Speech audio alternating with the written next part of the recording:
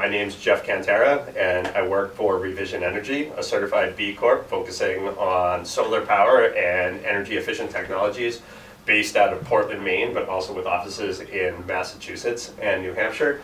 And I'm here today with Nicole Carrier from Throwback Brewery, an incredible farm-to-table brewery that grew from humble roots back in 2011 when they started in a small industrial park in southern New Hampshire on the seacoast to basically an incredible craft beer juggernaut with an incredible bunch of funky brews that is now largely solar powered.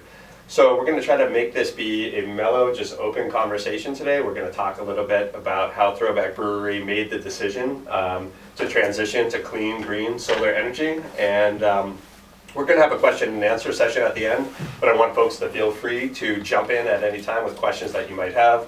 I know some folks are watching this via webinar, some folks are on Facebook, even some folks on Twitter, so just chime in whatever technology you have at your fingertips.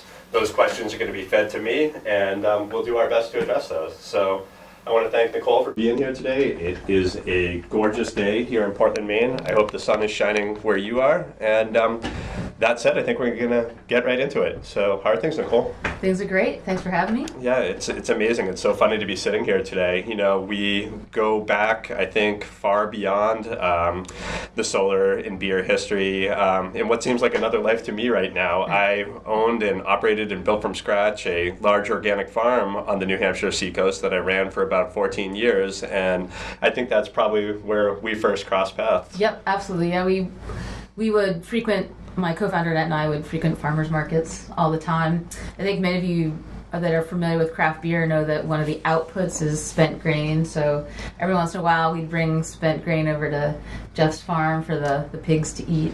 Yeah, it's true. There was a time that I was the bacon king of New Hampshire, and it was a wonderful time. We actually made a beer with your bacon once. We did, yeah, I remember that. And I think also I remember bringing you bushels of jalapenos that I think you guys had in your jalapeno Pilsner. We still get jalapenos from New Roots Farm. Yeah. And put them in our Spicy Bohemian. Yeah, it's amazing. So life is interesting, and I think one of the things that originally drew me to farming was an interest in self-sufficiency and sustainability, and kind of hand in hand with that was always a really strong interest in alternative energy. And, you know, working 100-hour weeks on the farm was awesome when I was in my 20s and 30s. But then, you know, life starts to catch up with you a little bit. I'd heard about, you know, some of that crazy stuff, you know, health insurance that everybody seemed to, you know, kind of be interested in. And I started looking for something that was a little bit more sustainable for me on a personal level, but would also allow me to continue working towards the values that I had crafted my farm around. And that's how I landed on Revision Energy's doorsteps a number of years ago. And now I guess rather than plants and pasture, I'm using solar panels to harvest the energy of the sun. And it's really amazing to me because I find that there is an incredible overlap between the sustainable agriculture circle and the sustainable energy circle. And it's projects like yours and some of the other farm projects in particular that I work on the seacoast that I find to be particularly gratifying. So tell me a little bit, you know, about Throwback. I hinted that you guys started at just in an industrial park. I remember it was a tasting room, and I remember when that was kind of almost new on the scene. And you've grown really significantly over the last couple of years. Yeah, we started, I can't believe it's almost 7 years ago, we started selling beer in a little warehouse park in Northampton, New Hampshire, so right on the seacoast. And we were the 13th brewery in the state. We had a very well-defined focus when we got going, and that was to create beer using ingredients around us. So we try and get everything within 200 miles of our brewery. We were in business for 1 year, and this gorgeous farm went up for auction across the street from us. I think you can actually see it in the background behind us right now. It looks really big from there. We have 12 acres. And as you can see, this beautiful barn where the first part of it, we actually opened a restaurant. In the back half, we expanded from a 3-barrel brew house to a 15-barrel brew house.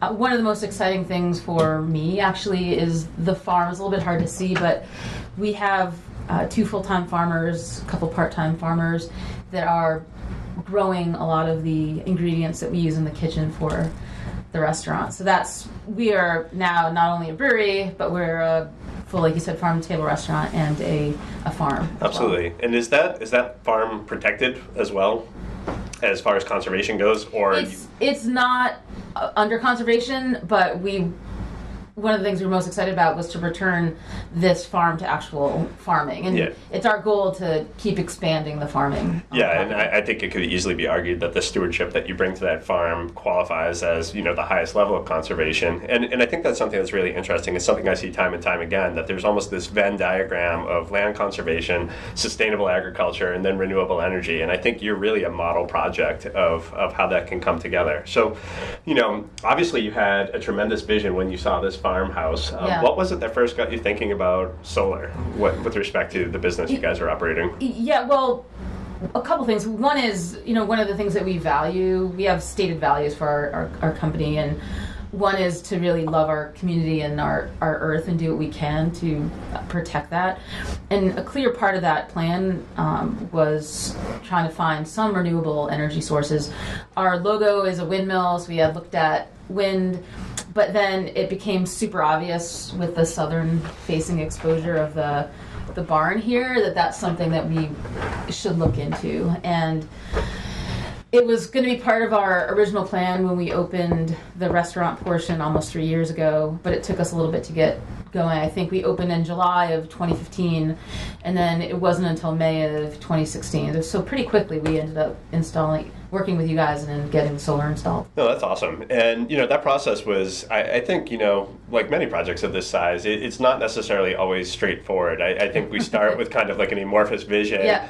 And I think sometimes people have ideas about solar that are accurate, but maybe, need to be dialed in and focused a little bit more. And I think when you first sat down with us, were you meeting with our general manager in New Hampshire, Dan Clapp? Yep. And what was that process like? Was he able to help guide you and give you some sense of what you'd be able to accomplish and what you'd be able to expect? Yeah, absolutely. I think, well, one good thing is I love spreadsheets. Mm-hmm. My team makes fun of me. You have an engineering background. No, Annette does. I am the MBA part of the equation. So hardcore numbers either way. Yeah. I like numbers, and I think one of the things many things appealed to me about working with Dan, but one was the ability to say, listen, like, here's a spreadsheet and a ROI with two different options. You can lease this, you can buy it.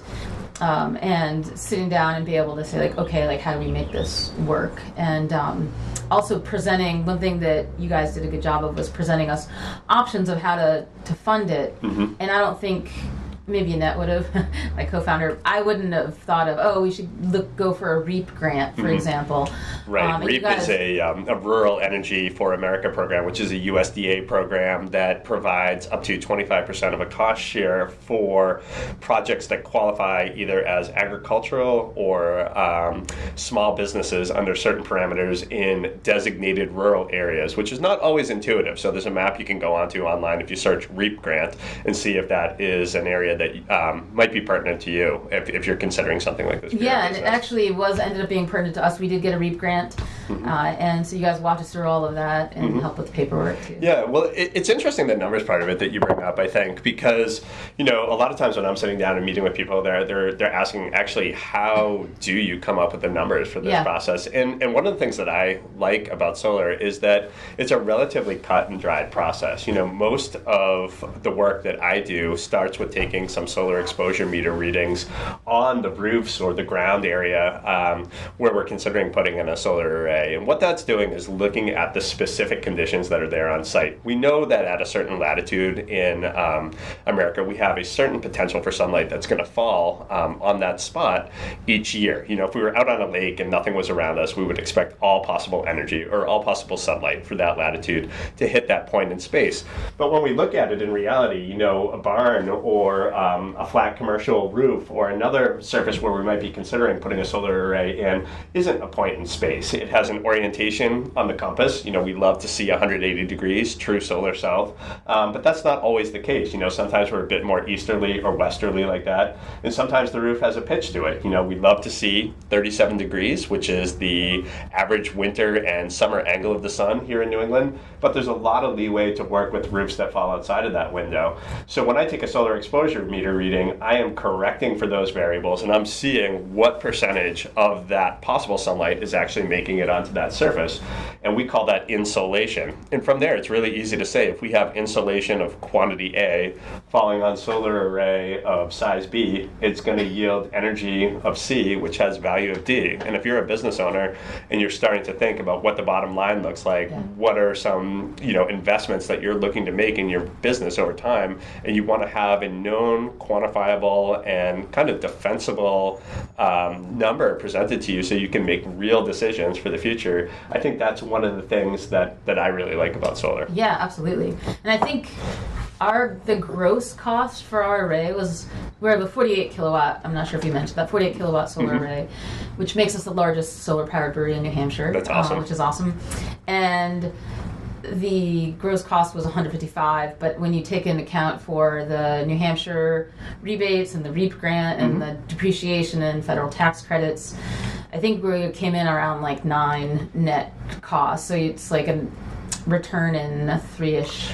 Yeah, and that's fantastic. So you had a couple of things that were really driving that payback period aggressively down. Many of the commercial projects that I work with in New Hampshire and Maine have paybacks ranging from 5 to 8 years, but I think the ability to take advantage of that REAP grant really drove you guys down. So just to touch real quick on what Nicole was saying, there's a couple, I know people are watching in a variety of different states right now, so we'll talk about the federal incentives that are available, and then we can, if people have questions later on, we can talk specifically about the state that you may be watching from. Someone was specifically asking about REAP grants, if they're still available. Yep, REAP grants are available. There are 2 funding periods on an annual basis. There's one that just concluded at the end of April, and then there is another funding period that ends, I believe, on Halloween, October 31st. And the application process is a bit involved, but it's not insurmountable. At Revision Energy, we kind of hold your hand and give you guidance through that process. There are some hoops that you have to jump through, but I think on a project of this size, the effort to return ratio, when you're talking about getting potentially 25% back on a project, makes that an incredible value proposition. Yeah, oh yeah, yep. Yeah, so you can go online and you can just Google USDA REAP grant, and you can find out the specifics a little bit more about that program, and you can see if you personally are located in an area where that might be applicable to you. But above and beyond REAP grants, really the meat and potatoes of the incentive environment right now is a 30% federal income tax credit, which is a true credit. It is not a deduction. It's a credit that's directly dollar for dollar applicable to any exposure you personally or your business entity may have on an annual basis. And above and beyond that, there's also the MACRIS program, which is the Modified Accelerated Depreciation Program. I'm botching that acronym, but it's something like that, which allows the full value of the solar array to be depreciated in a multi-year period, but much more rapidly than would otherwise be possible without that program. So, you guys are down to 3 years, which means this has got to be year and a half that you've been up on that. Year and a half, yeah. So we did this in late 2016, and you're a year and a half away from this paying for itself. Yep. That's awesome. Yeah. That's awesome. So that's great. I mean, above and beyond that, the numbers alone speak for themselves. But I think there are values that Revision brings to this process that are a little bit more than just being able to provide positive numbers to a business environment. We take our values. You mentioned your corporate values, or not even corporate. It's hard to think of Throwback as a corporate. And we don't really think of ourselves as a corporation here at Revision, but we are, in a legal basis. And I think part of that is defining some of the values that we stand by on a with everything that we do. And I think what really guides that for us is our position as a certified B Corp. Not a lot of folks are familiar with B Corps, although they're becoming more and more prominent. Basically, B Corp is a structure, it's a legal structure for a company that defines and audits the practices that we engage in every facet of our business, from our supply chain to the way we treat our workers, to wage gaps, to representation of women and minorities in the workforce, and everything that you can imagine a company to be looked at. We are audited by a third party, and we're vetted for the practices that we engage in. It's almost like certified organic for a business, and it's a big part of what we do. It's something that we think about all the time. And we also recently transitioned to being an employee-owned company. So I think we have a big stake in every project that we work in, and we try to bring that when we sit down with folks. And does that kind of jibe with what your experience was when you were working with us? Yeah, absolutely. And it's funny because sometimes people ask me or Anna, like, why did we pick a certain vendor to work with? And it's not all about the numbers, right? Like you pointed out, a lot of it is, do we fundamentally like these people? Do we have shared values in common? Are they nice? Mm-hmm. That sounds silly, but it's actually really important if you're going to be spending a lot of time with folks and wanting to give your money to another corporation. There you go. Yeah, the truth. Yeah, but yeah, for us it was a important part of the decision was the people that you guys have on your team, and not just your expertise and your ability to help us with the numbers, but the fact that we have a lot of shared values as well. Yeah, no, that's really important to us. I mean, we have folks that have tremendous history of solar background in Maine, New Hampshire, Massachusetts, but we also, take the other side of the equation too. We hire people that we want to work with that seem to have kind of a dynamic and engaging kind of mindset and hold the same values that we have, and then we train them to become a incredibly technically proficient member of our team. Yeah. And that goes down to everything from our permitting staff to our installers to the folks that you're originally meeting with when we're sussing out the original origins of a project, and yeah, I can truly say, I know I'm sitting here on a revision webinar, but it's a fantastic company to work for, and I take tremendous personal gratification from being able to align myself personally with companies like, Throwback Brewery or, many of the other fantastic projects that we work with. I'm working on a project right now.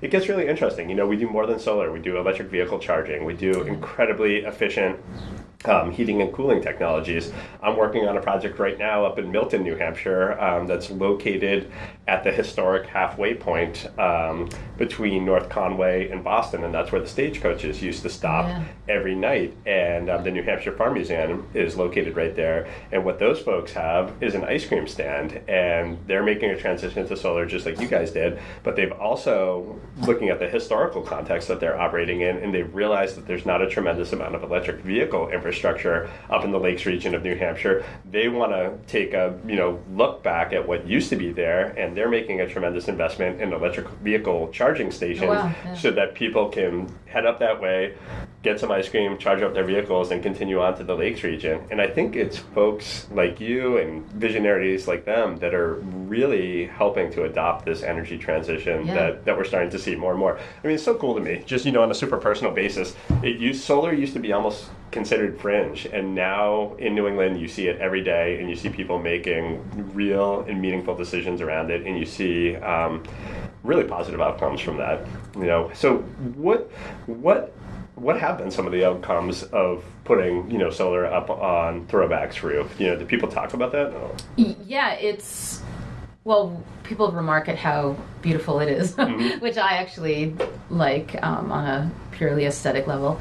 But I think one thing, and we talked a little bit about, being able to pay it off in not that long a period of time. But I think one of the things that it's done for us is we've had a core set of customers that since the beginning, whether we've met them at farmers markets or they've supported us because of our mission and what we're all about. And I think the array and the fact that we're using renewable energy has think made those customers feel even more aligned and supportive and wanting to continue being great customers of ours. So I think that's one aspect of getting the solar array that I hadn't thought of before, but a lot of our good customers mention it to me or brought it up at some point in time that it means a lot to them that we are doing stuff like this. I think it's amazing. I mean, for me, on a personal basis, I'm out each day meeting with either homeowners or business owners and,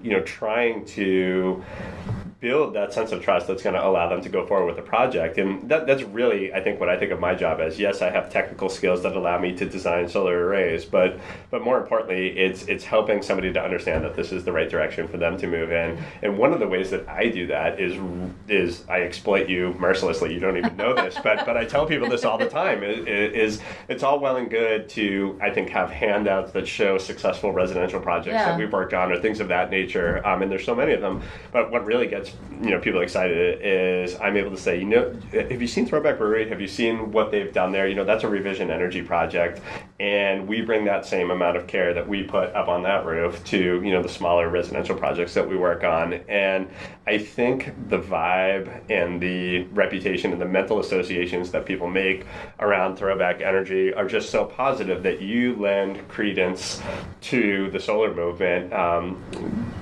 Because of the fact that you have looked closely at a solar project and decided to work with Revision Energy. So we're really grateful for that. And we're really grateful for this continuing association that we have. I think we have a really mutually beneficial kind of positive feedback loop going on here. And it's so cool to sit down and talk with you about that today. So we've been chatting for a little bit. We've worked through some kind of general questions. I think before we move on to just opening it up to questions and answers from folks that might be viewing at home or at work today, I'm going to ask you one final question, and that's, what advice would you give to somebody who may be in the initial stages of considering solar for their home or business? I would say definitely go down the path and consider it, find the right partner. And what did you look for when you were doing that? Some of the values? I think similar values, the knowledge and expertise that were clearly there. The one thing that just to back up a little bit, it's funny because we have so many business partners at this stage. We've been in business.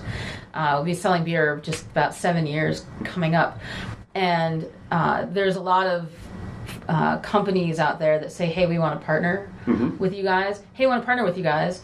And that means give us free beer, And so I think one of the things for me, and I'm not sure how someone else susses this out, but it's like with you guys, it's this mutually beneficial, give and take relationship where we have you guys come and support us by having events, and it's great that you talk about us as well. So I feel like there's this awesome give and take. So I think if finding a company that's willing to be a good partner with you is a good first step. Yeah, that's awesome. And one thing coming up, on July or June 12th, rather, I think it's a Tuesday night. Yeah, Tuesday night. We have our annual Solstice Solar Celebration that we have at Throwback Brewery. I think this is going to be the third year now. Third year, yeah. And it's awesome. I mean, there's drink tickets. There's awesome farm-to-table charcuterie. You get to see or kind of rub shoulders with hundreds of installed Revision Energy customers, and you kind of get to hang out in this beautiful environment right here. So I'm winging this entirely, but I think I'm going to throw it out there right now. If you guys are watching at home or at business today and you happen to be local to New Hampshire, please feel free to stop in. I believe it's 6 o'clock, 7 o'clock on June 12th. I think it's 5 or 6 to whenever we end. So stop in, meet some folks that are interested in solar, ask some questions about how this might be right for your business, and bask in this gorgeous landscape and drink delicious beer. So. And I think you guys do tours of the array or at least the solar. And it's generally a really casual, low-key affair, but we can get as technical as people might want to talk about at that time. But generally it's a love fest. We just hang out and get excited about good beer and good solar. So. Hey, I just want to thank you so much before we start the questions and answers. I know you have a million things on your schedule. There's probably stuff fermenting, as we speak. But thank you for taking the time to come up today. Yeah, and thank you for your belief and commitment to the values that you embody through your business and through to your beer every day. With that said, I think we have a few minutes left. I'm not sure if we have any questions that have come in, but we'll find out shortly. The format for the questions is a little funny, so they're actually going to be up on this screen. Okay. We're going to make some noise. The man behind the curtain here. Yeah. Let's see, what do we got going on? Bear with us. We'll have this in just a sec.